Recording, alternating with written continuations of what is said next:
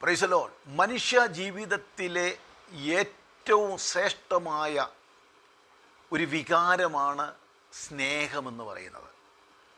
എന്നാൽ ഈ ഭൂമിയിൽ ഇന്ന് നഷ്ടപ്പെട്ടുകൊണ്ടിരിക്കുന്ന ഒന്നാണ് സ്നേഹം.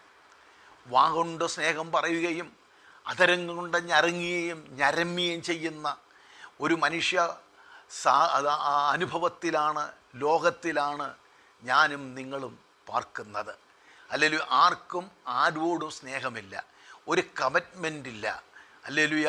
എന്നാൽ സർവശക്തനായ ദൈവത്തെക്കുറിച്ച് നാം ചിന്തിക്കുമ്പോൾ റോമാലേഖനം 5-ാം അധ്യായം 8-ാമത്തെ വാക്യത്തെ പറയുന്നു, ക്രിസ്തുവോ നാം പാപികളായിരിക്കുമ്പോൾ തന്നെ നമുക്ക് വേണ്ടി മരിക്കയാൽ ദൈവം തനിക്ക് നമ്മോടുള്ള സ്നേഹത്തെ പ്രദർശിപ്പിക്കുന്നു.